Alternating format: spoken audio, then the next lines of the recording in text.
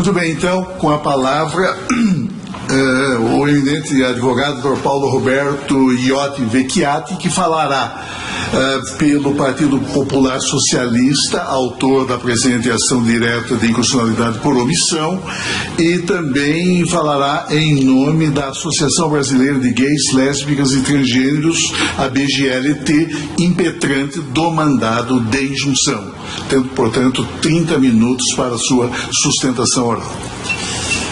Muito boa tarde, excelências.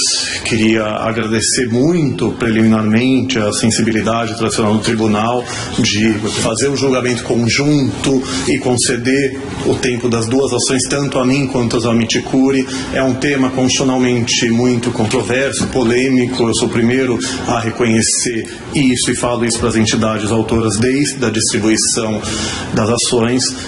É sempre um grande prazer, uma honra e uma responsabilidade estar aqui perante essa Suprema Corte na defesa dos direitos humanos e, especialmente nesse caso, que é certamente o de maior polêmica que eu já trouxe ao tribunal, ao pleitear a criminalização específica da homofobia e da transfobia.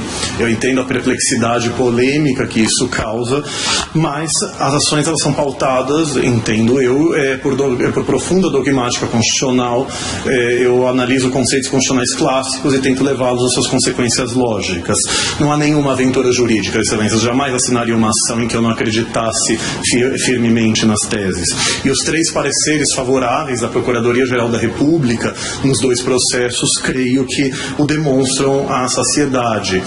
No mínimo, no primeiro dos pedidos sucessivos de declaração de mora inconstitucional do Congresso. Esse pedido não há dúvida da possibilidade jurídica do pedido, bem como no pedido de declaração de prazo, providências que o Supremo Tribunal Federal já fez em diversas oportunidades, mas espero demonstrar também a juridicidade e pertinência dos pedidos mais ousados. Eu queria destacar que hoje acho que é um dia histórico também na Suprema Corte. Na linha da advocacia temos 3 advogados gays sustentando, eu entre eles, uma advogada lésbica, uma advogada transgênero. O lugar de fala é importante que o movimento social respectivo esteja aqui na Suprema Corte. Espero que a Corte concorde com o eminente ministro Barroso quando propõe a superação da jurisprudência sobre a entidade de classe, para que entidades de defesa de direitos fundamentais possam exercer o controle concentrado. Mas a importância das 2 ações e do mandado de injunção especificamente também é essa, que a própria entidade diretamente interessada e que trabalha, tem pertinência temática, possa vir ao tribunal. Pleiteia-se, como muito bem exposto pelos eminentes relatores, o dever constitucional, o reconhecimento do dever constitucional do Congresso em criminalizar a discriminação por orientação sexual e por identidade de gênero. É o que as ações explicam, se referir por homofobia e transfobia, a partir de 2 ordens expressas de legislar. O dever de criminalizar todas as formas de racismo e o dever, subsidiariamente, não entendida a homotransfobia como racismo, entendê-la como discriminação atentatória a direitos e liberdades fundamentais, que o artigo 5º, inciso 41, determina a punição. Nessa segunda hipótese, eu creio que seja inconteste que a homofobia e a transfobia se enquadram nos direitos à livre orientação sexual e livre identidade de gênero. Os eminentes juristas e entidades no processo, Senado, Câmara, AGU, que negam a existência de ordem de legislar, convenientemente ignoram o artigo 5º, inciso 41. Como que a homofobia e a transfobia não são discriminações atentatórias a direitos e liberdades fundamentais? Não explicaram no processo, com todas as veias. Então, esse dispositivo está no coração penal do artigo 5º, um argumento topológico. Está na parte do artigo 5º, um artigo de direitos, eu sei, mas na parte em que ele se preocupou com o direito penal. Mas há um argumento substantivo, material, que justifica esse a lei punirá ser punição necessariamente penal. O princípio da proporcionalidade enquanto proibição de proteção insuficiente, que é uma notória hipótese de omissão inconstitucional. E eu entendo que a proteção insuficiente se caracteriza sempre que atendidos os pressupostos do direito penal mínimo. Que me recordo de um julgado alimentado pela ministra Carmen Lúcia, não é? Me foge o número, perdão, mas que o direito penal mínimo é a teoria penal constitucionalmente adequada. Concordo plenamente. Entendo que o direito penal mínimo exige a criminalização da homotransfobia. Ele é um critério qualitativo, o que pode ser crime, não quantitativo, de quantidade de leis penais. Você pode ter 1000 leis penais e todas atenderem um minimalismo, em tese. Os critérios são bem jurídico relevante no sentido de indispensável à vida em sociedade, e a última ratio. O bem jurídico penal entende a tolerância. E vejam, estou abaixo do respeito. Respeito é tratar como igual. Tolerar, você até entende o outro como inferior, não o aceita, mas pelo menos não o ofende, não o discrimina, não agride, não mata. O direito civil pode impor o respeito. O direito penal me parece que pode e deve impor a tolerância como indispensável à vida em sociedade. O requisito da última ratio. Os poucos entes federativos que possuem leis administrativas antidiscriminatórias, como São Paulo e sua Lei 10.948 de 2001, no memorial que entreguei a Vossa Excelência, cito outros estados, não conseguem coibir a homofobia, a transfobia, a LGBTfobia, de maneira eficiente. Vejam, com isso não quero cair no erro da direita de achar que o direito penal, a criminalização é a panaceia de todos os males, que a mera criminalização resolve o problema social. Mas também não incorro no erro de parte das esquerdas progressistas de acharem que a criminalização de condutas não serve para nada. Uso contra os dois lados o caso do homicídio e do estupro. Embora criminalizados, são condutas nefastamente ainda praticadas, mas muitas pessoas não praticam homicídio e estupro porque é crime. O odioso caso de anos atrás de um cidadão que pediu uma marcha de legalização do estupro após o Supremo permitir a marcha de legalização da maconha não me deixa mentir. A diferença gritante dos dois casos me faz não explicar porque é possível uma e não a outra. E para a parte relevante da doutrina, o atendimento dos pressupostos do direito penal mínimo torna a criminalização constitucionalmente obrigatória. É a doutrina dos mandados de criminalização implícitos. A professora portuguesa Maria Conceição Ferreira da Cunha é o grande clássico sobre o tema, Luciano Feldens e outros no Brasil.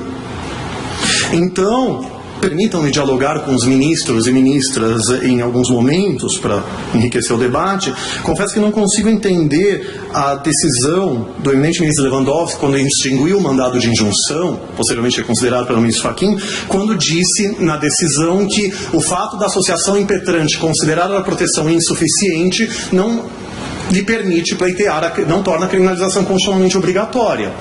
Ora, como Vossa Excelência e o ministro Gilmar, no julgamento da constitucionalidade do Estatuto do Desarmamento, falaram, a proibição de proteção insuficiente é inerente ao princípio da proporcionalidade. Então, se a entidade considera a proteção insuficiente e o Supremo concorda com isso, temos uma hipótese de omissão inconstitucional. Apenas o ministro Gilmar não estar aqui, mas sua doutrina, ele especifica muito, fartamente, os deveres de proteção, o dever de agir do Estado para proteger as pessoas em geral e grupos vulneráveis em particular. Então, pediria que Vossa Excelência e o Tribunal considerassem essa argumentação. Sobre o cabimento do mandado de injunção. Embora haja um inconsciente coletivo na doutrina que ache que só cabe mandado de injunção para criar direito subjetivo que precisa ser constitutivamente criado por lei, não é isso que diz a Constituição. A Constituição diz que cabe mandado de injunção sempre que a ausência de norma regulamentadora inviabilizar direitos, liberdades, é a primeira parte, e prerrogativas inerentes à cidadania, parte final. A inspiração do mandado de injunção é a doutrina de Luiz Carlos dos Santos Gonçalves, que foi relator da Comissão de Juristas do projeto de novo Código Penal, em sua doutrina sobre mandados expressos de criminalização, que diz muito bem que quando a criminalização é constitucionalmente obrigatória, ela se torna uma prerrogativa da cidadania. Por quê? A ordem de criminalizar não é um amesquinhamento de direitos fundamentais de quem vai ter a conduta criminalizada. O professor Gonçalves bem diz, é um mecanismo de proteção dos direitos fundamentais e direitos humanos do grupo a ser protegido. A Constituição exige a criminalização do racismo, da violência doméstica, para quê? Para proteger os grupos raciais minoritários, a mulher. Então, entendendo que a Constituição exige a criminalização da homotransfobia, ela o faz para proteger a população LGBTI em seus direitos fundamentais. Ao que me consta, liberdade, em seu sentido liberal, desde a Declaração dos Direitos do Homem e do Cidadão, pós-Revolução Francesa, é fazer o que bem se quiser, vírgula, desde que não prejudique terceiro. Então, discursos de ódio, ofensas e discriminações a terceiro prejudicam terceiros, não estão no âmbito de proteção do direito à liberdade, nem da liberdade de expressão. Discurso de ódio não é protegido pela liberdade de expressão. A Suprema Corte dos Estados Unidos é a única que diz o contrário. Este Supremo Tribunal Federal, Corte Interamericana de Direitos Humanos, Corte Europeia, todos repudiam um discurso de ódio. E é isso o que se quer criminalizar. A Ana Júri, que falará aqui depois em seu memorial, fala que a criminalização da homofobia geraria um prejuízo à liberdade religiosa. Discordo veementemente. Ninguém quer condenar e prender padres e pastores por dizerem que a homossexualidade, ou seja lá o que for, é pecado. De maneira nenhuma. O que nós somos contra é o discurso de ódio. Quando despachei anos atrás, em audiência com o eminente ministro Barroso, citei um exemplo que eu sempre dou. Se eu vou a um padre, a um pastor, digo, sou gay, o que a igreja tem a dizer a esse respeito, e ele me diz de maneira respeitosa que na visão dele a Bíblia condena e se eu não mudar os meus atos eu não irei ao reino dos céus, ou irei ao inferno, concordamos em discordar. Minha modesta opinião, a ignorância é um direito fundamental quando não me prejudica, mas não é crime hoje, não é dano moral hoje e jamais vai sê-lo. Se for, vai ser inconstitucional. Vou ser o primeiro a dizer isso. Mas, mesmo exemplo, eu vou ao padre, ele se afasta e fala, sodomita sujo, saia daqui. Isso obviamente é um abuso do direito de liberdade de expressão. Há um claro ânimos injuriante, que a jurisprudência diz que é um requisito para um discurso ser ilícito. Então, a ideia é, não queremos criminalizar a liberdade religiosa de ninguém, dentro ou fora das igrejas, mas não queremos que a igreja seja um âmbito de discursos de ódio. Na inicial, cito a decisão do Tribunal Europeu de Direitos Humanos, em que declarou constitucional, convencional a condenação. Na defesa, o acusado alegou liberdade religiosa. Mas para quê? Para um panfleto que vinculava a homossexualidade à pedofilia. Com todas as vênias, isso é discurso de ódio, isso é injúria, não é liberdade de expressão. Então, e a tipicidade material do direito penal é mais do que suficiente. Se uma conduta for liberdade religiosa, mesmo que ela se enquadre no silogismo da lei penal, ela não vai ser criminalizada por um conceito material de tipicidade, punibilidade. A doutrina penal é pacífica nesse sentido. Então, é uma prerrogativa da cidadania das minorias sexuais e de gênero, a população LGBTI, a criminalização da opressão que sofre, pela verdadeira banalidade do mal homofóbico e transfóbico que nos assola.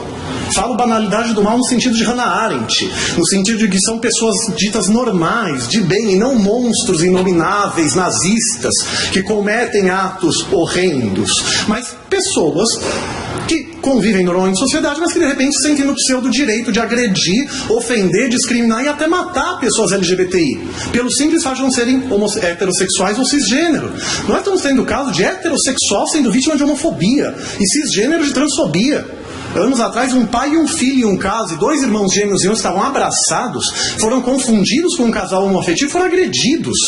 O pai perdeu metade da orelha e um dos irmãos gêmeos foi morto pelas agressões. Ano passado, 2018, uma mulher cisgênero, que tinha câncer, estava careca, foi confundida com uma pessoa transexual e foi ofendida.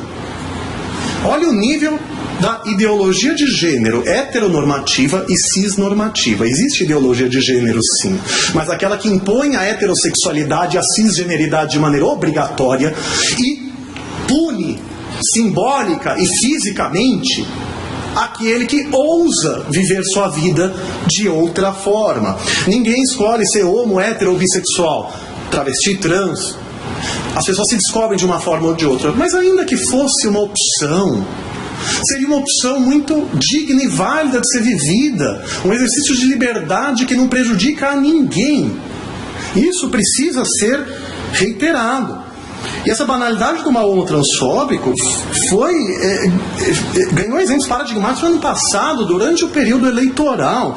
Tivemos casos de um homossexual e um negro assassinados com todas as vênias por eleitores de Bolsonaro por questão política. Uma travesti foi assassinada sob o grito de Bolsonaro. E temos um nefasto grito que começou na torcida do Atlético Mineiro, mas se difundiu, eu tenho links, eu provo tudo que eu alego, dizendo, aspas, ô bicharada, toma cuidado, Bolsonaro vai matar viado, fecha aspas. Veja o inconsciente coletivo, veja o que os eleitores de Bolsonaro se sentem legitimados, e ao que me consta ele não fez um repúdio veemente. tem honestidade intelectual. Numa matéria online, que posso achar, ele disse que não é a favor da violência. Numa matéria online que muita gente não viu. Acho que precisaria de algo mais enfático. Não me levem a mão, não quero fazer discurso político contra o presidente eleito. Mas eu entendo que estes fatos justificam a invocação da função contramajoritária desta Suprema Corte, enquanto Tribunal Constitucional, na defesa de minorias e grupos vulneráveis, e também as funções representativa e iluminista com primor defendidas pelo ministro Roberto Barroso na doutrina. Porque a jurisdição constitucional, seja como se nomeie as suas funções, ela se legitima quando há alguma inconstitucionalidade envolvida. Creio que já mostrei uma série de situações de proteção insuficiente e opressão a um grupo vulnerável que justificam, então, a atuação dessa Suprema Corte. Nesse sentido, para proteger, concretizar deveres de proteção do Estado na proteção da população LGBTI. Sempre entendi a função iluminista do ministro Barroso como maximalismo interpretativo. É uma pena o ministro Luiz Fux não estar aqui. O ministro Luiz Fux sempre por vezes invoca, o conceito de desacordo moral razoável de Cassius Stein. Mas o próprio Cassius Stein diz que não se justifica o minimalismo por esse conceito quando temos direitos fundamentais envolvidos, que são o coração substantivo da Constituição. Que significa, que exige o maximalismo. E o minimalismo não significa não julgar, não significa pedir vista até acabar o desacordo moral razoável. Significa decidir o estritamente necessário sem considerações mais amplas, não expressamente requeridas. Então, tem sido divulgado na mídia ontem que talvez alguém peça vista no julgamento, saiu no Estadão hoje inclusive, pediria encarecidamente que isso não acontecesse, que o tribunal julgue até o final, ou pelo menos que seja um pedido de vista que respeite o prazo regimental, para não se tornar o que o eminente ministro Marco Aurélio por vezes chama de perdido de vista. Temos uma urgência social. O voto do eminente ministro Celso foi distribuído em dezembro, o meu memorial também, o ministro Fachin liberou para julgamento em 2017. O tribunal está preparado para julgar, então peço encarecidamente que isso aconteça, senão subirei à tribuna para pedir medida cautelar. Principalmente se já tivermos maioria. Formularei petição nesse sentido, se necessário. Então, clama-se que o STF mantenha sua maravilhosa jurisprudência antidiscriminatória na proteção de minorias e grupos vulneráveis e reconheça o dever de proteção da população LGBTI. Isso justifica o cabimento do mandado de injunção e entendo que na ADIM por omissão reforça, porque o mandado de injunção, o Supremo sempre entendeu que a diferença para a ADO era o interesse de agir. Então a ADO você não precisa provar uma necessidade social e no MI é necessário. Mas creio que essas considerações justificam ainda mais o cabimento da ADO também. Homotransfobia como crime de racismo, que o eminente ministro Celso, no seu relatório, já me ajudou muito na explicação do que as petições iniciais alegam. E o parecer da PGR. O Supremo, no famoso caso Elvanger, HC 82424, decidiu que o antissemitismo é espécie de racismo, na acepção político, social e não biológica. Embora a discriminação por religião já fosse crime, o Supremo entendeu que o antissemitismo era uma discriminação por raça. Por quê? Quando o caso chegou ao Supremo, o senhor Elvanger alegou que seria um crime de discriminação não racista e por isso estaria prescrito.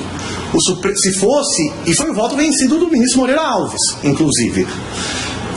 O Supremo reconheceu o antissemitismo como crime de discriminação por raça para puxar a imprescritibilidade da Constituição.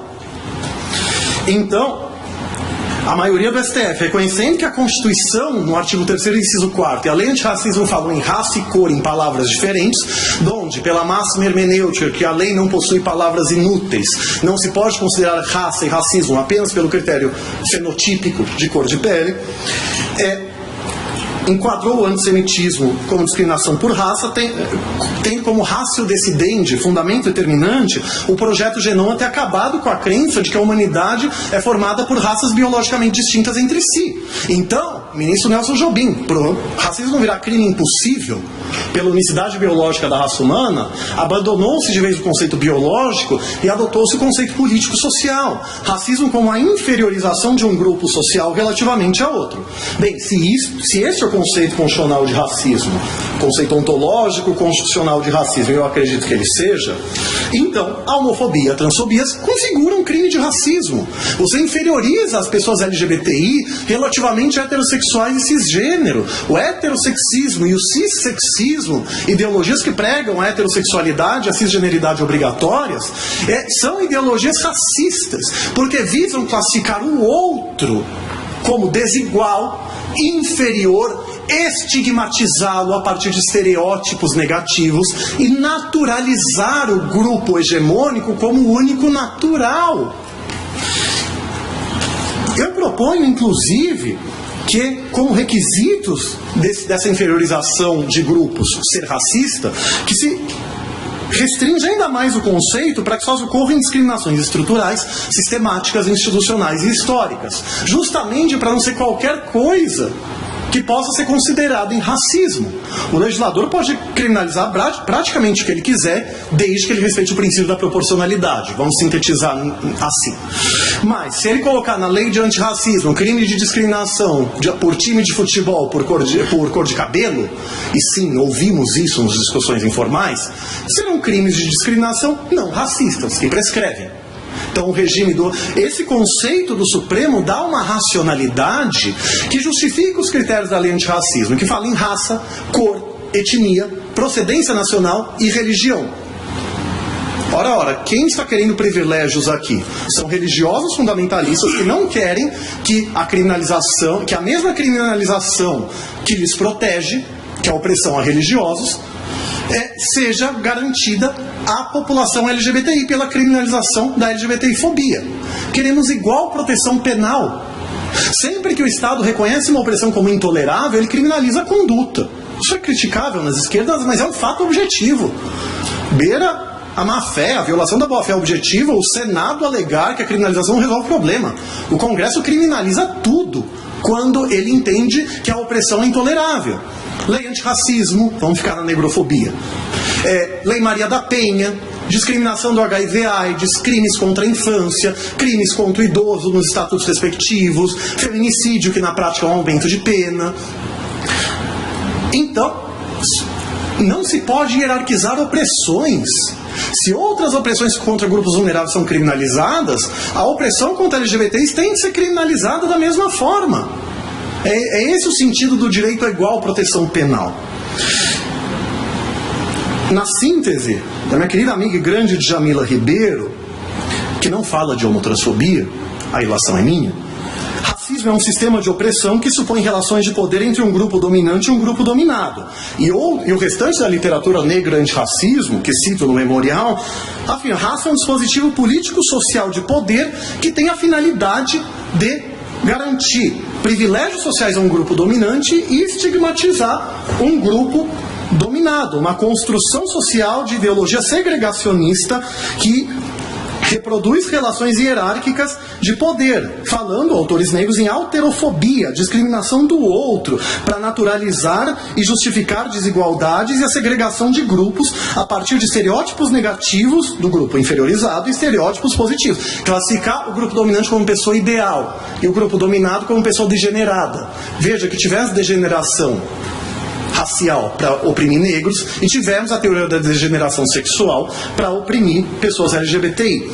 Vejam, esse raciocínio não supõe analogia em Malan Parten.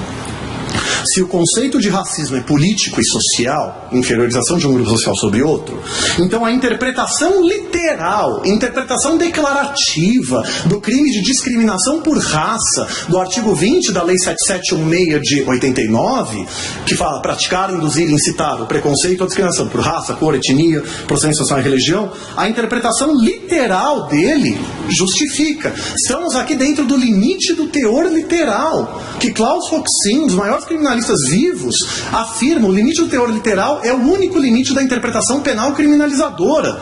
Estamos dentro da moldura normativa de que falava Kelsen. E a minha interpretação não é por um ato arbitrário de vontade. A interpretação é a partir de conceito do Supremo Tribunal Federal, que é referendado pela literatura negra antirracismo. A ilação é minha, de estender para a homotransfobia, mas acho incoerente o racismo ser um conceito político-social, mas vinculá-lo só à cor de pele. Vejam, me é dito por vezes que a discriminação contra negros e contra LGBTs tem especificidades. Sim, tem. Mas peguemos a lei antirracismo. Cor, etnia, procedência nacional e religião. Pegue cor e etnia, que ninguém vai duvidar que ambas são racistas. Discriminação contra negros e discriminação contra índios tem especificidades. Discriminação contra negros pobres e contra negros ricos tem especificidades também. E isso não afasta ambas serem racismo. Então a questão é, temos um conceito abstrato de racismo afirmado pelo Supremo. Todas as opressões que se enquadrarem neste conceito serão espécies de racismo. Hoje o racismo é gênero, da qual negrofobia, xenofobia, etnofobia, religiosofobia são espécies. E entende-se que a homofobia e a transfobia também devem se enquadrar. Conceito de raça, então, um conceito valorativo da lei penal, é hegemônico do mundo, críticas doutrinárias à parte, que você pode criminalizar condutas por conceitos valorativos, desde que não haja na terminologia alemã uma vagueza intolerável. Não me parece que o conceito de raça, nessa acepção afirmada pelo Supremo e pela doutrina, ainda mais se acolher-se esses requisitos estruturais, sistemáticos, institucionais, históricos que proponho, seja um conceito intoleravelmente vago, com todas as veias. Então, o pedido se pauta em precedente do Supremo. A primeira turma rejeitou uma vez nisso em um caso, o inquérito 3510 ou 90. 4 ministros disseram simplesmente que a orientação sexual não está na lei antirracismo. O ministro Fux foi o único que tentou enfrentar o argumento. Ele disse que não se poderia considerar homossexuais uma raça porque isso seria desigualar, e o intuito da decisão da união homoafetiva na DPF 132 foi igualar. Eu respondo a isso com 2 fundamentos. Primeiro, vinculação a precedentes, do qual o ministro Fux é um dos grandes defensores no Brasil. O Supremo tem um conceito de racismo no qual a homotransfobia se enquadra. Então, o respeito ao próprio precedente que o 926 do CPC exige em coerência e integridade da jurisprudência, demanda entender a homotransfobia como racismo. Mas eu tenho um argumento material e substantivo também. Não somos nós, LGBTI, que nos consideramos uma raça apartada, merecedora de privilégios, como nos criticam de maneira arbitrária. São homotransfóbicos que nos consideram uma raça maldita a ser exterminada.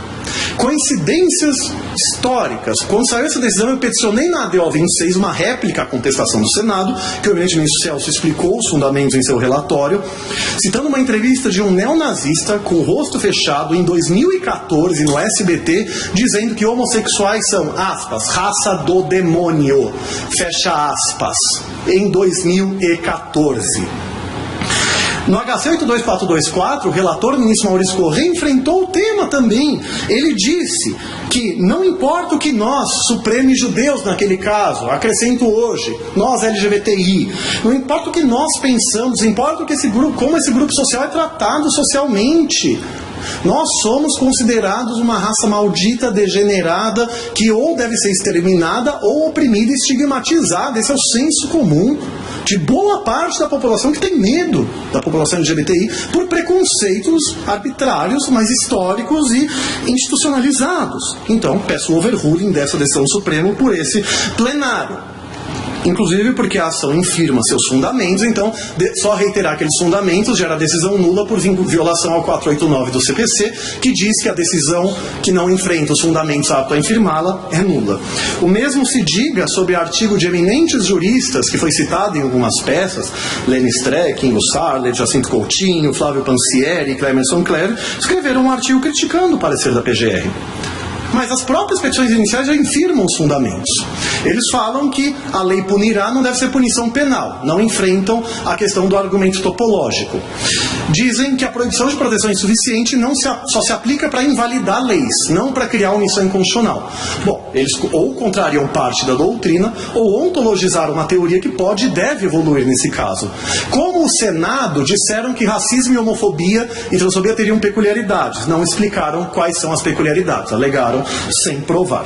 Então, nesse sentido, mas se o Supremo entender, se o Supremo de maneira incoerente a seus precedentes não considerar a homotransfobia como racismo, então deve considerá-la discriminação atentatória de leis e liberdades fundamentais e declarar a mora inconstitucional com isso, fixar prazo. Embora os poderes políticos protestem, conforme o relatório disse, o Supremo já fixou prazo, ter projeto de lei tramitando, o Supremo já afirmou várias vezes que não afasta a mora inconstitucional, a Constituição quer que a lei seja aprovada, não que ela fique 90 anos sendo debatida no Parlamento, e estamos há pelo menos desde 2001 debatendo a homofobia, transfobia no Congresso Nacional.